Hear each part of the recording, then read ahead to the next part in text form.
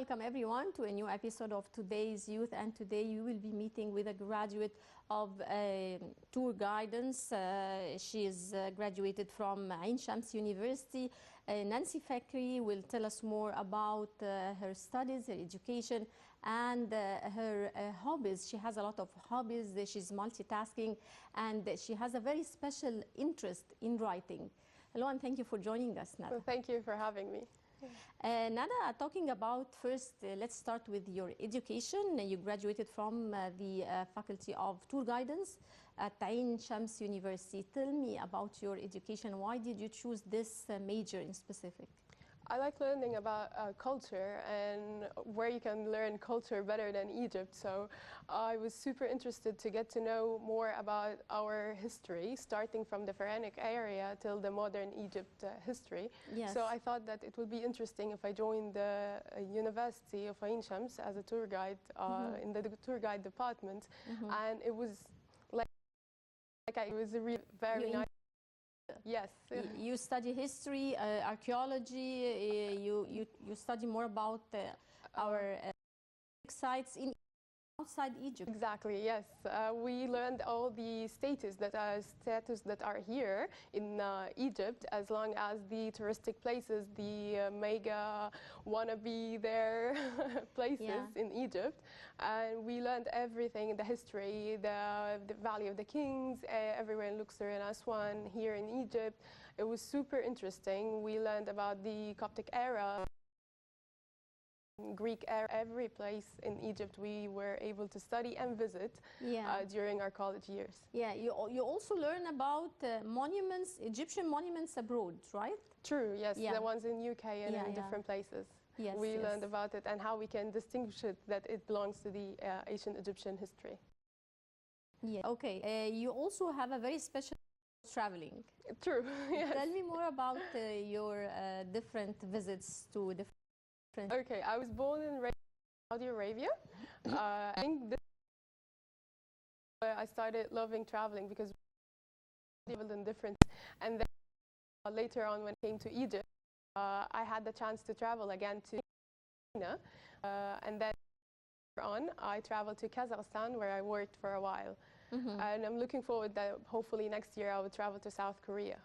Right. Tell me more about your travel to Kazakhstan. You worked there. You were working in public I was working relations? as a public relation executive there. It was interesting because they love Arab, and Arabic language was actually a language that you can use. Here in Egypt, you feel like you have to speak Arabic. Yeah. But there, it was like, oh, you're an Arabic speaker? Come on, you're coming with me to a different place. Yeah. So the work there, they were very supportive. They help you learn everything, even if you still are not well fluent with the language. They're very supportive, and I had a successful almost 2 years working there. It was very successful for me. I enjoyed every bit of it. And tell me, how did you get the job? Was it over the internet or through friends? Actually, my parents lived there, and I was living by myself here in Egypt. Yeah. So my dad helped me get the job, and a contract was sent, and I signed it, and I traveled. I got my papers ready, and then I traveled. Right. Now you have a very special interest in writing, yes, and maybe specifically writing stories. Exactly. I actually writing a story is called The Hidden Choices, because all of us have the plot or the story revolves around that all of us have choices, and at the end you choose to go through with it. Ever wonder what's going to happen if you chose the other door? So this is the story based on. I look forward. I was working as actually a writer for an English magazine here in Egypt. Poem, articles, interviews. For a while I was writing, and then I wrote different stories, but I'm still working in the publishing part, that I get them published. Right. You're looking forward to write a specific story to be a movie. You want to write scenarios and so on, and you're looking forward to win the Allah. We're also forward to the ultimate goal. Tell me more about this.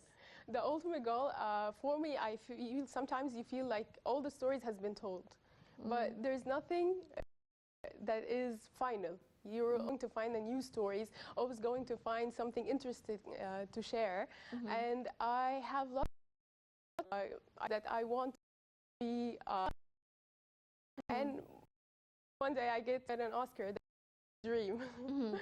Right. You also started a project with regarding youth balance and work and so on. Tell me more about this Yes. interesting. Doing a lot. We're working on it at the moment that we want to connect the talents in Egypt. Someone who's playing the piano, who is singing, who is doing application is a software developer or something like that. Someone who's wall painting can draw, who knows crochet. All of these. Sometimes you feel like I need to get to them to do something for me at home. I have a birthday and I need someone who's playing a cello or the saxophone or anything. So I want to connect all the talents on one website, and you will be able to order them. Just like anything that we ordered, you will get to see a recommendation for them. You get to see bits of their work, and you can pick them, and we can help all the hidden talents of our generation that they come up to the light. So we're still working on that project. Yeah. Well, you're also looking forward, or one of your main goals is to launch a serial for children, a series, a children's series. Tell me more about this project. This children's series of stories. We're working also with the same friends. They're animators and designers. So I write the story, and they create the characters, and then they animate it, and I do the voiceover for the story. And it's going audio that will be next year. Nada, you have experience in working as a advisor, call center. Tell me about this experience. Okay, so when I graduated from college, I wanted to try different industries, different work experience. So I thought, why shouldn't I try the travel advisor one, since I have the background of history and tourism. So I worked in a call center. I think this is the first basic one. I learned lots of experience. I worked on my language, and I was able to get to know different people from different cultures. I get to advise them where they can go around the world, so I learned more about the touristic places around the world. And it was an amazing experience that helped me later on create the character where I can move on with my career later on. So it's an international call center? Yes. I mean, you talk to people from Canada, US, Australia, different places. You also worked as a tour guide, freelance tour guide. Not working now in this at the moment. I used to work as a Korean tour guide and English tour guide for a while, and then due to my traveling with my family, I wasn't able to stay fulfilling that part as my job. And then when I came back, I started doing it for my friends who are visiting Egypt, but not as an official job. So it's amazing. We're looking around Egypt and telling your friends and the people how much you love, how you see they're shining. So this makes your everything. You're currently a co-founder and customer relations manager. Yes, and it's a startup for an application here in Egypt. We're working technology based. We already launched our beta trial, and we have almost now 25 users for the application, 25,000 users for the application at the moment. Yes. It's an AI. You can basically, I can tell you an idea for it. It's you photograph a receipt and read it on. So later on, you have a massive data that you can help the merchants and the people in Egypt get to know what they paid for and what's the best offers, how they can create expenses for themselves. Definitely you faced a lot of obstacles since you graduated and trying to work and multitask in different jobs. How do you overcome obstacles, and what would you like to tell youth about this? And For me, I don't like time. The most important thing that how you're going to use your free time in an effective way. Of course, read, you can learn news, and this will help you create more options for yourself that you can choose, and you can have different industries and be irreplaceable. Being an irreplaceable in a place that makes you shine in a different place. The obstacles, I had some different difficulties with the language because I wasn't an Arabic speaker when I came to Egypt. It was a bit hard for me to understand Arabic, so I was in different interviews because they needed for me to be fluent in Arabic, and then later on I started studying more Arabic. It was also the different culture because I was working with a culture and I came here and I had some difficulties how I should maintain people different in a different way different than people in Kazakhstan, Saudi Arabia, and China. I had to learn how I can maintain someone else, and it worked fine till now for me. So tell me about how can you compare different cultures? I mean, you were born and raised in a different culture, came here to Egypt and you adapt. Compare the different cultures that you've been through. Mostly in Saudi Arabia, people are into communities. You live in a compound, you know the people who's next to you. Thing about everyone, you're not viewed to the outside world, not like in Egypt. Egypt, you have to do everything outside. Everything is more open. I was in Saudi, it was a bit close. So I had to know my teachers, my friends, my neighbors, and that's it. Here in Egypt, I had to get to know different people from different places. I had to go run errands. That wasn't an option for me there, not because I was younger. When I came, I was like, when people tell jokes, I thought that was real. Strict, and they know what they're saying is what they're saying. There's no joking aside. Here in Egypt, we have some sense of humor. Yes. It's well known Egyptians for their sense of humor, of course. Yes, and most of them, the most important thing for me, that us as Arabs, we love helping each other. If I had trouble at school, I would have my teachers and everyone would help me, and they connect to my mom or my father, and they tell them that we need to work on 1 and 2 and 3. When I came here, people were helpful because I was not knowing what are they saying, what I need some explanation, and people were helping. So this is the main thing. I think this is easy for me to adapt. When I traveled to China, China is a bit difficult because of the language, because of different dialects, because of different cultures way far away. So you find yourself, you try to connect. In a totally different culture. Totally different culture. You try to connect to the base. People, what are their interests? You learn about them. When you learn about them, you get to know how to adapt around them. Same thing in Kazakhstan.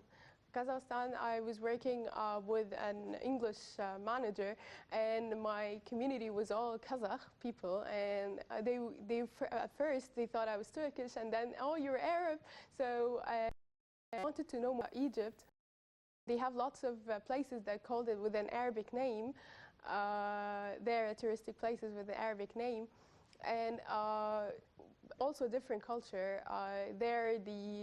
When I stayed there during Ramadan, we had to fast almost 20 hours. Yeah, it's quite different. Long hours. Yes, and they were very interested in learning about our culture. So again, you learn about them, and they learn about you. You know how to adapt with anyone. Right, Nada, we're going to go to a short break, and we'll be right back.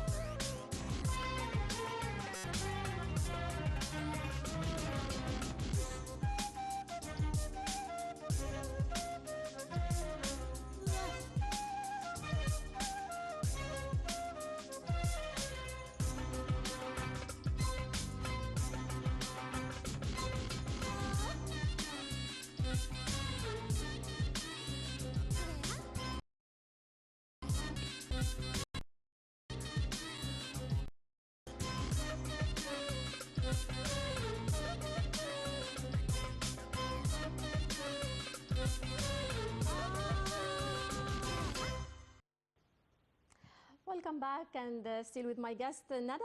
Tell me, we've been talking about living in different cultures, and this is very important. Adapting to new cultures, and specifically the Asian culture that you lived for a while in China. You're learning the Korean language. Tell me more about this new culture. The Korean language was kind of my inspiration to learn the Asian language. I started learning when I was in college by myself, and then I joined the culture center here in Egypt, Korean Culture Center, where I started learning more the language, and I'm doing that actually right now. At the moment, I'm learning more. What I love about their culture is that they were able to present themselves into the world, whether technology, trading, or even food industry. How they made us as Egyptian and different cultures as well interested in their everything. They started entering with K-pop and K-dramas, and then they started introducing the cultures, introducing the traditional clothes, and they have a huge segment of people that are in love with the Korean culture because of what they're doing at the moment here in Egypt. Right. You told me also that you're going to be having some activities related to the COP27, the upcoming climate change conference that will be taking place here in Egypt in Sharm el-Sheikh in November. Tell me more about your expected share in this conference. As my startup company that I'm co-founder in it, we applied to practice in it in the upcoming one. We are interested in sustainability and how we're going to be effective to the world around us, whether during our business expansion. How you can help people with the growth of SDGs values here in Egypt, and you want to be even sustainable in one part of it, and how you can expand your business through helping the environment and helping make it a bit better, whether with recycling, whether with letting people have no poverty, whether you're trying to provide new chances for work. So our company is working as hard as we can to reach the sustainable part and be an effective part of the community here in Egypt and later on in the Middle East. How do you see the significance of climate action as the whole world needs this nowadays, and the whole world is suffering, and specifically the African continent, it's Egypt and the African country is suffering a lot from the effects of climate change? We should try to find an alternative solutions to plastic, to different find a renewable powers that we can use instead of the normal one, because we tried it and we already used half of it, and we can see the climate and we can see how the environment is being affected by that part. So for me, my point of view is finding new options for recycling or adding recycling into our life. As a lifestyle, I think this will help. If we start with one person in one family, and then later on, this will be expanded within your circle, and the circle will be expanded in the other circle, and this will help. If you're helping here in Egypt, then someone is going to be doing the same thing abroad. For me, the countries, if we are well aware and we get more educated in that part, even in schools, in colleges here, and get to know how important is that piece of plastic you're throwing on the floor is going to affect the sun that you're receiving at the moment. But I think this will help us create a better future and better understanding of we're not living alone, we're living within an environment. Right. Nada, since you're, as we said earlier, you're multitasking, you've worked in different jobs and you're doing several activities at the same time. Now, tell me, what kind of career are you planning to continue with, and how do you see the future? What are your dreams, your plans for the future? My dream is creating my own startup company that will be helping the youth, will be helping them in the way I needed the help at that time. This part, I will be connecting like I said, the talents before, and this is my goal, and I want to proceed my writing till I reach a scenario that deserves an Oscar. But basically, my main major that I want to exceed and explore in is marketing, because I love how It's marketing. Yes. You also told me that you worked in teaching. You worked as a teacher. Yes, I did. I worked as a teacher for kindergarten one here in Egypt, and I'm actually working as a marketing executive there at the same nursery at the moment. I've worked as a teacher for a while. I love the young children, because for me, I think if you build the base right for the kids that are 1.8, 1.5, they will raise a better future for us, and then later on you will be able to see changes that you want to see in the world. So this is why I chose the path of education for a while, because I wanted to change something from the start. Since you worked in different jobs, I mean, some of them related and some of them are not related actually. Yes. What kind of experience, diverse experience, did you receive out of all these different jobs in a very short time? I mean, yeah. Well, for me, I feel that I'm able to adapt to any place I'm in. This is the main part. The second thing, that you can leave a fingerprint in anywhere you go. There's nothing called impossible. I don't believe in that, because at first you feel that the problem or the step that you're going to take is huge, enormous, that you don't want to step on it. And then once you're on the first step, you feel like, oh, the steps are getting smaller. So the reason I tried different industries or different jobs was because I wanted to find something that is passion. I'm passionate about. So I would feel that I'm not going to my job every day. I'm going to something that I love, that's something I want to do. So for me, if you're doing something that you love and you find your passion, you'll feel like you're on vacation every day. You're doing something that you see the future in it. right. So, Well, I would like to thank you so much, Nada Fekry, and all the best of luck to you. thank you. Thank you for having me. And dear viewers, that brings us to the end of this edition of Today's Youth. Many thanks for watching, and stay tuned for more coming up here on Now TV International.